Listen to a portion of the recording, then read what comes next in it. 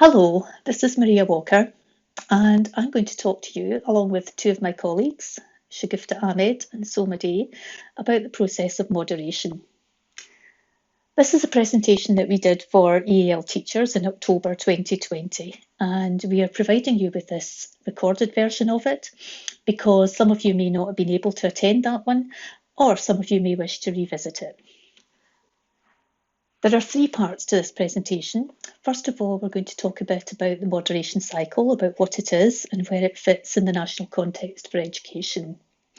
We're then going to talk about how EAL fits into the moderation cycle.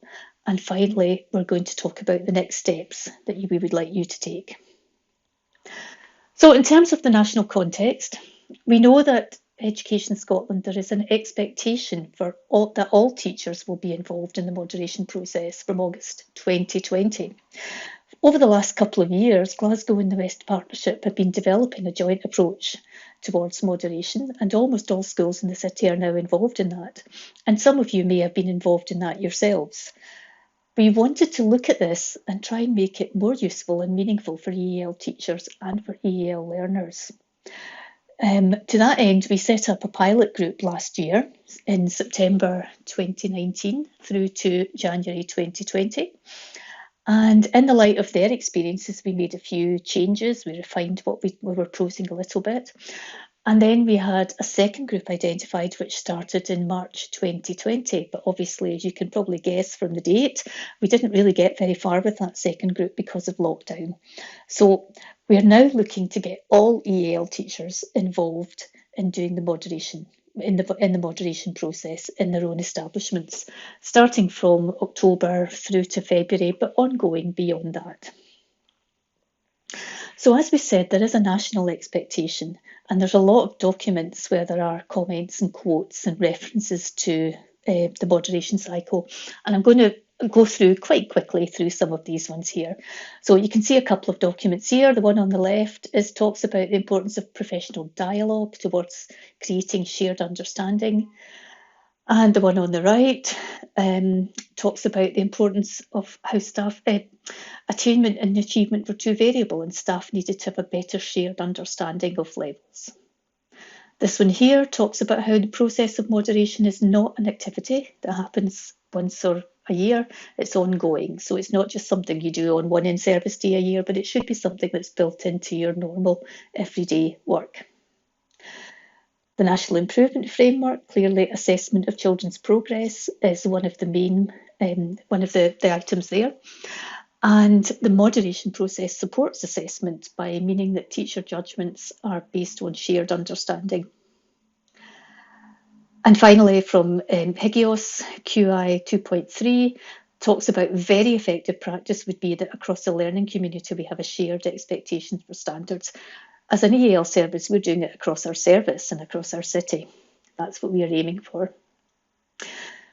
Summary of HIME findings, this is from reports. They found that the quality and the range of moderation activities needs to improve in order to develop a shared understanding. And the range there being, it's not just pieces of writing that you moderate, but other aspects as well. They found that staff need to develop their understanding of moderation as a process. And they found that local authorities should develop a clear strategy for improving moderation. And that's why Glasgow has been working alongside other authorities in the West Partnership to do that. So some questions for you to reflect upon yourself. What does moderation look like in your establishment? Are you involved in it? Do you take part in it, or is it something that's seen as not your responsibility? Are the EAL learners actively involved in the moderation cycle? When teachers are doing moderation, are they looking at EAL learners' work? And if so, are they fully aware of the implications of their bilingualism when they're looking at what they produce? Is there a shared understanding between the EAL teacher and the practitioner, whether it's a teacher, a CDO, whatever, of what an EAL learner can achieve? And could we use things that we use, like the early years checklist, like the English language levels descriptors, could they be used as a basis for moderation? Take a few minutes to reflect on these questions before you move on to the next part.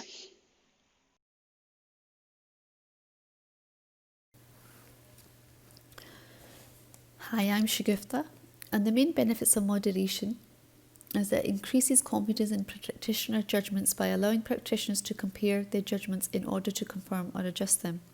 It will improve the quality of assessment and more consistent expectations of learning and understanding of standards between practitioners in settings, and across authorities.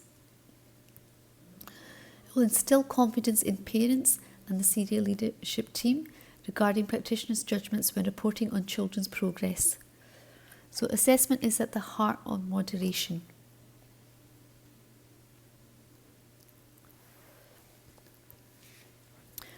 So the benefits of moderation to the child is that it prevents learner journey from being disrupted through EAL and class teachers having a shared understanding and expectations of what the child can achieve. It will ensure assessment information is correct, which supports overall attainment. It will prevent progress being inhibited from practitioner to practitioner at points of transition. And it will also prevent children becoming confused, anxious and bored. This is where EAL teachers are really able to challenge their pupils. They take the child or young person despite not having a lot of English language, and they challenge their learning. And once the child or young person is back in class, they sometimes may be doing basic activities. And this can be quite confusing for the child or young person. When they come across different expectations, the child may become confused, bored, and further disengaged in learning. Moderation is taking place in the primary school as well as the secondary and early years sector. Moderation is the same process and it doesn't matter what sector you work in.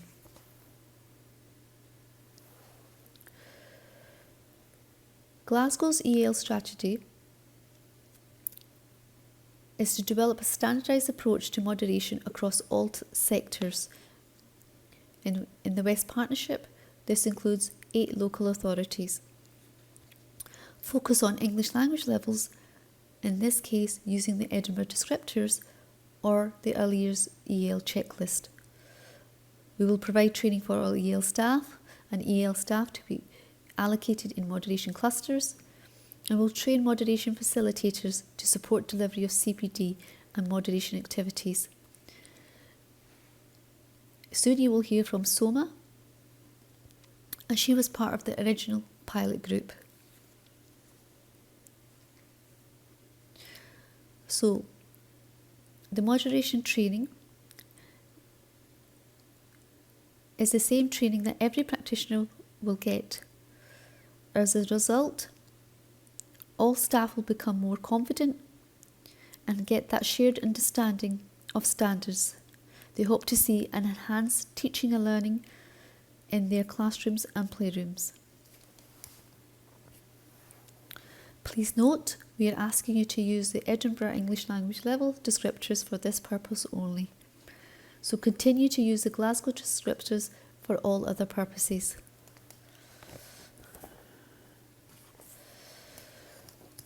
So you can take a few minutes just to pause and reflect on Glasgow's EAL strategy to moderation.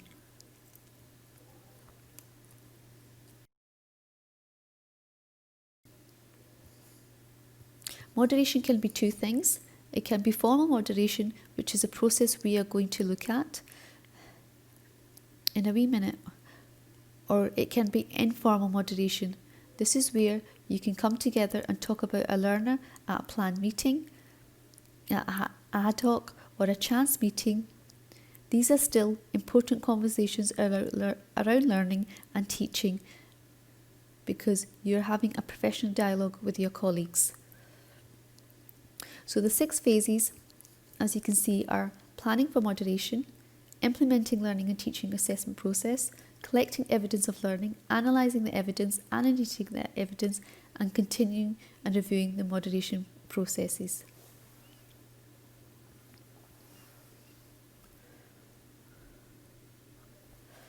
Okay, everybody will have received this documentation. It's the practitioner moderation template, and you can also download it from one of the channels, which will give you information at the end of the session.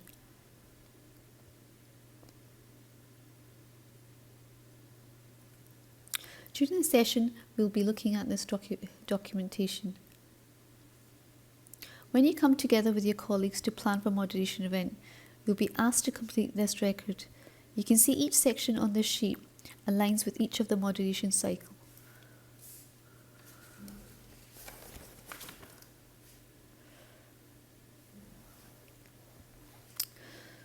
So learners are at the heart of every stage of the cycle. And you have to ensure that they maximise their learning, and we must consider how to actively involve them at each stage of the cycle, from the planning through to reviewing and evaluating the evidence.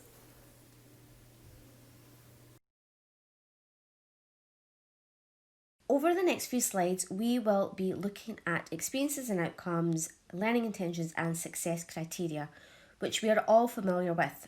However, for the purpose of moderation, we are going to go over it briefly.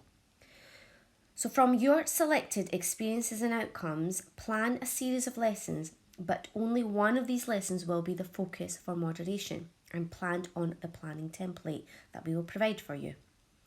You can also use an existing lesson and adapt it if necessary. You'll need to bundle 2 or 3 experiences and outcomes together. The focus for learning activities should be on breadth, challenge and application. There should be a breadth of learning experiences as well as breadth of assessment.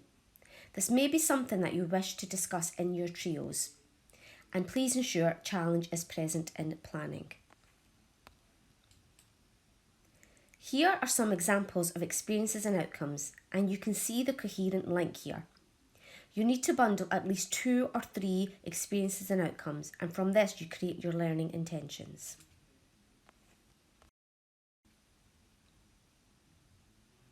From this example, I want to show you that we're not expecting moderation of every part of the E&O. The experience and the outcome need to be identified, and the measurable experience is the part to be moderated. The underlined sections highlight the experience for the learner and the criteria to be measured. I like to try to find the verbs in the statement. This helps me figure out the measurable part of the statement. Here we have an example of a second level experience and outcome from the Curriculum of Excellence, with corresponding English language levels from the Edinburgh descriptors. This is just to show you how to link them, and we are using the Edinburgh descriptors because they are more detailed. But only for this moderation task. We will provide you with the Edinburgh language levels. From these statements, you will be creating clear learning intentions for the learner, so this is an essential part of planning. Again, just to make sure that your learning intentions match the experiences and outcomes and shows clearly what the intention for the learner is in the learning experience. Follow this with clear steps to success.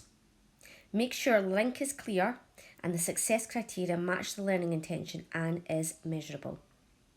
I try to think of it as steps to success. What do my learners need to show or be able to do to achieve this learning outcome?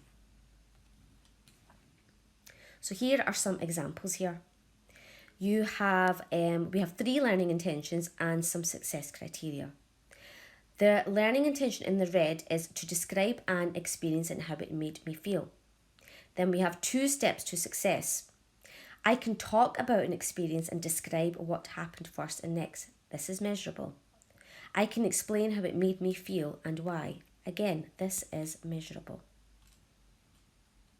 Remember, we're only looking for one piece of evidence from the say, make, write, do measurables. Nothing fancy, just whatever you have already or you are already using. So don't stress or try to make it fancy at all. In my moderation activity, I used post-it notes and attached them to the piece of work that needed to be moderated. Here is where you would fill in the context and range of quality learning experiences and where you would focus on breadth, challenge and application. Quickly, at this point, I'd just like to talk about my experience when I did the moderation last year. First, I decided on the learner that I wanted to moderate and the level that they were at.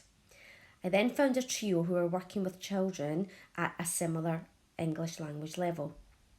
Thankfully, one of our colleagues already had a lesson, so we used this lesson and adapted and edited it to suit our learner.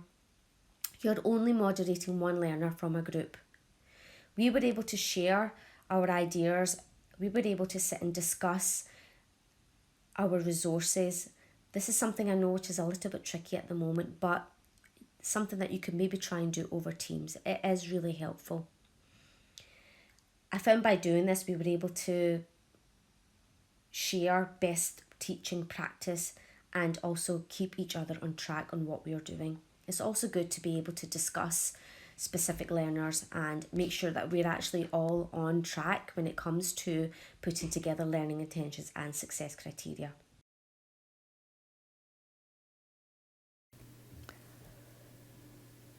Moving on to phase 2, we will now be looking at the implementation of learning, teaching and assessment.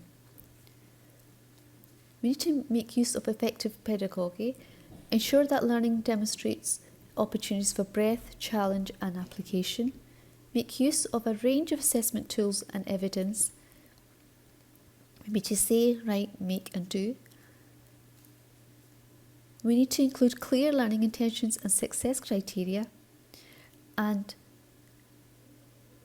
include some peer observations. Now, this may not be possible because of under the current COVID restrictions. We will provide and include, as part of your evidence, quality feedback to learners based on success criteria and to consider learners' voice. What have they been learning and how will they know they have been successful?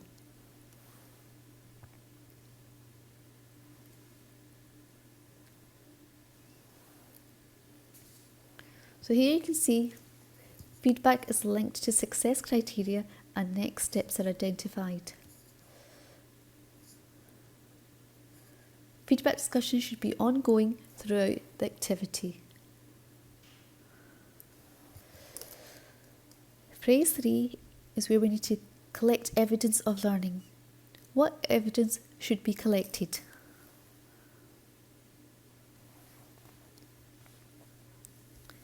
Here is a range of evidence from day-to-day ongoing work and questions and assessments. For example, learner evidence could include PowerPoint presentations, videos, audio clips, jotters, reports, photographs, drawings, models, highlighting, checklists, notes, storyboards. So there's a wide range of evidence. Other evidence could include observations, teacher notes, assessments, discussions, self and peer assessment, and feedback. So agree on a number of learners to gather evidence for.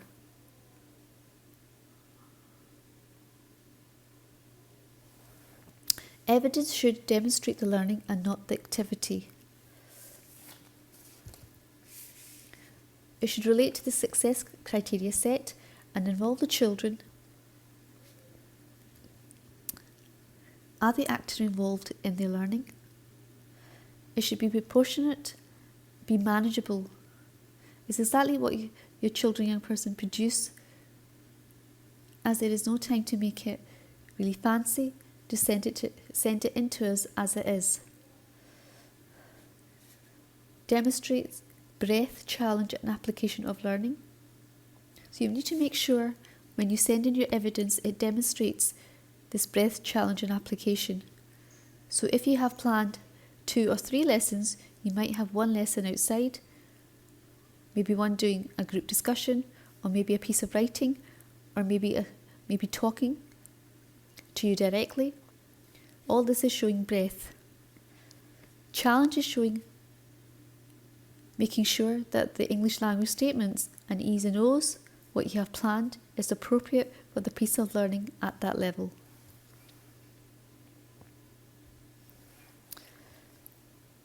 Thank you for listening and take a few minutes just to reflect on the phases that we have just discussed. Phase 4 is analysing the evidence. Standards within the EAS and OAS English language levels should be used to evaluate and monitor learners' progress. Evaluations using these standards should be ongoing to inform short-term planning. Practitioners should have opportunities to evaluate a range of evidence together when considering progress towards or achievement of our English language level to ensure consistency in professional judgment.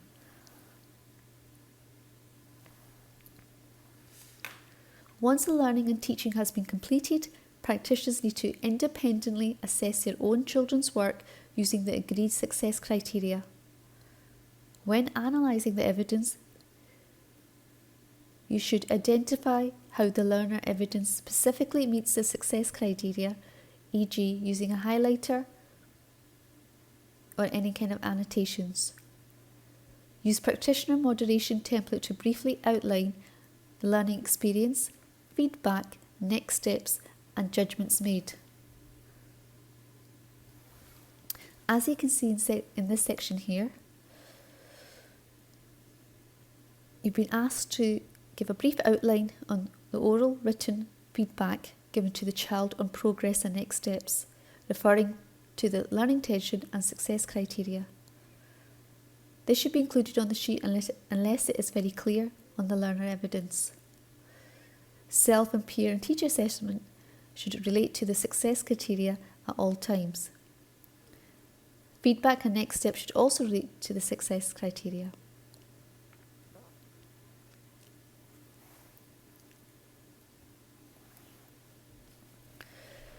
The annotations could be verbal feedback, it should be explained for moderation purposes. Photographs could be typed and written annotations should be attached to provide information explanation of a learner's progress. Be careful because pictures alone don't tell us anything what they are learning. Annotation should have appropriate vocabulary relating to the learning intention and success criteria. Here's an example of some pictures that were set in for a moderation event. These show the bundling of maths and social subjects E's and O's. In social studies, they were learning about Chinese customs, and in maths, they were learning about 3D shape. So the teacher had planned a lesson where they were to create a lantern, which was part of their 3D work, and they were to design it based on their knowledge of a social studies lesson. First, we can see the success criteria is that I can use paper, scissors and glue to create a 3D lantern. If they sent me just that picture, I would be saying there's not enough evidence for that success criteria. We don't know what he did with the piece of paper he was cutting out. They would need to send in that picture and to show what he did. As you can see, the picture of the lantern. At the top it says, I can use what I know about the important colours of the Chinese New Year to design my lantern. If they only sent me that picture that doesn't tell me enough, there might just be his favourite colours. However, the importance of the learning conversation when the teacher asked the child, your lantern looks fantastic. Can you explain to me why you chose the colours you did for your lantern? The learner stated it is red and gold because people in China think that the colour red is lucky because it scared away the monster at New Year. If the teacher hadn't added this learning conversation, it wouldn't have been clear. So be careful if using pictures. Be clear about the learning taking place. Pictures show what was done, the task, and not the learning. And this has all been typed and presented in this format for the purpose of the actual training event. It doesn't have to be and could have just have post-its and written notes around the piece of evidence that you're sending in.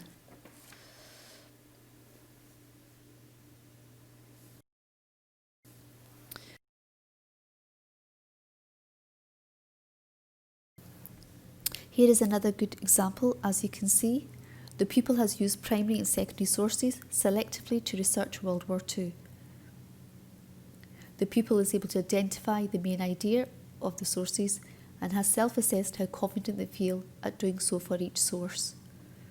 The pupil has explained the reason that a source is created. They have used a traffic light self-assessment to highlight how confident they feel at explaining the purpose. And the teachers also included her feedback and the learning conversation showing pupil voice. So a very good example. Another piece of work, which is colour-coded, it clearly shows the success criteria and learning intention. It's all linked and it's very clear and robust, focusing on the standards. They have just sent in the jotter. All the evidence is there. It's evidence in real places. And the teachers included all the notes to explain. It shows the learning intention to share my opinions and persuade the reader. It shows that the pupil has included at least 4 different openers and 4 different arguments, and that they include their own opinion. So it's clearly linked to the success criteria. So this is another very good example. A further EAL example, which we all really liked. Again, this is clear. It's all linked. It shows the English language level statement, the E's and O's, and success criteria. It simply shows the learning taking place using post-its and includes learner voice. This is evidence of everyday learning and teaching, and it's nothing fancy. It's not the task, but the actual learning taking place.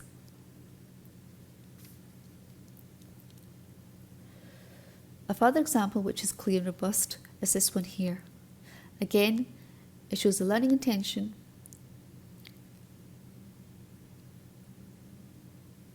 and what the teacher was looking for.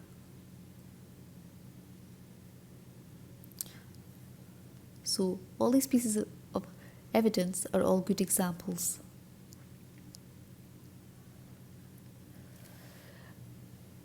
For phase 5, we hope that all practitioners will look at the same piece of work.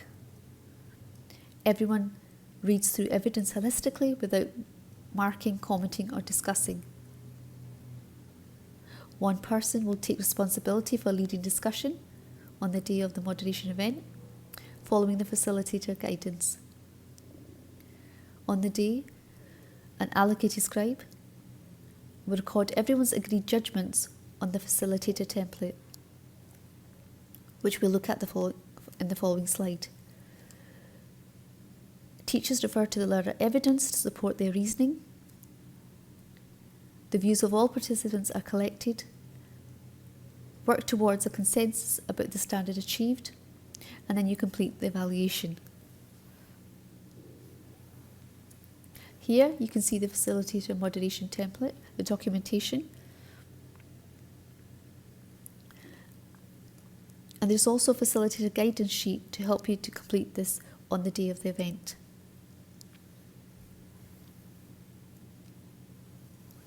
And phase 6 is where we will review the moderation processes. We'll look at a number of questions. What did the moderation process reveal to you about your knowledge of the curriculum, English language level statements, progression in learning and understanding of assessment? What further professional learning may you need? And how might our moderation processes be extended to other curriculum areas?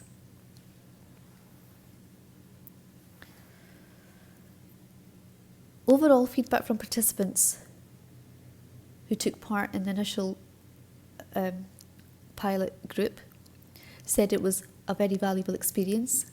They really enjoyed the observation visits.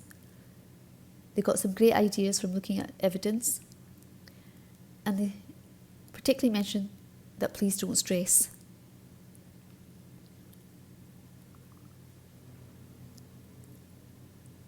And what they felt was that the Glasgow English language descriptors weren't really detailed enough for the purpose of the moderation. So hence why we all agreed that we will be using the Edinburgh language descriptors for this purpose only. But please continue to use the English language level descriptors, and that they need CPD, input on learning intentions and success criteria. And we rolled this out and everybody felt that this was a great session.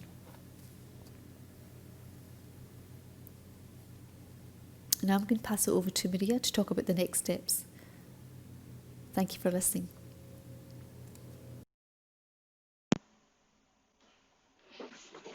Hi, this is Maria again, and I'm going to talk you through what the next steps are. First of all, we would like all of our EAL teachers to be in trios.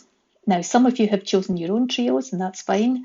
The rest of you, we will find a trio for you. The only sort of regulations for the trios are that obviously we would like people to work with other colleagues in the same sector. So all primary teachers, all secondary teachers, all early years teachers. And we would like the trios to involve different schools so that you get an opportunity to work with someone who is not in your own school. We then want you to plan and deliver a series of lessons. Now, when class teachers do this, they would normally plan and deliver the same series of lessons so that they're comparing like with like. But we realise that with EAL teachers, that's not always possible because the range and diversity of learners we work with is so huge. So if you can plan and deliver the same series of lessons, that's great. But if you can't, don't worry about it because you can do different lessons and it will still work. So whatever fits your trio best is fine. When you've delivered your lessons, we'd like you to gather the evidence from one learner, only one, and complete the template. And then you can have a look at that within your trio. We would then like you to send your completed template and evidence to us, and the date there is the 18th of January 2021. So please do that by email, submit it electronically. And while you're working on that, we will be giving you support, so there will be people available to help you, and I'm going to give you their names in a wee minute. We're then going to have a moderation event, which will probably be round about the February in-service day. It may be an online event, depending on how things work out by then. But whatever it is, you will be looking at anonymous evidence and assessing that yourself. It is an ongoing process, so we'll probably be holding a second moderation event round about June in 2021 as well.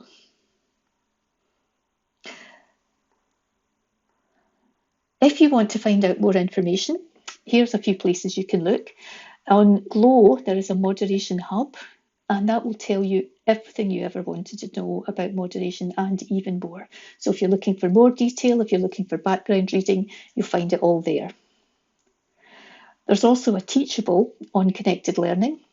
You can have a look at that. It's basically the same, very similar to what we've done today, but probably a bit slower and with a bit more detail. So if you're looking for more information, have a look at that. We have a team of people to help you, and we've got all their emails are there. So please, one of them may well have already contacted you, but if not, please feel free to contact them yourself. For secondary staff, please, the person your contact would be is Stevie Dolan. In primary, it's Soma Day or Claire Kelly, and for early years, Maureen Wiley. The email addresses are all there, but they will probably get in touch with you. And any support you need with what you're doing, with your planning, with your delivering it, with your assessing, with your sharing the evidence, anything like that, please get in touch and they will help you. And finally, there's an evaluation. So if you would like to complete that form, that gives us feedback on what you thought of this presentation. So thank you very much for your attention and good luck with your moderation. And we look forward to seeing how you get on. Thank you and goodbye.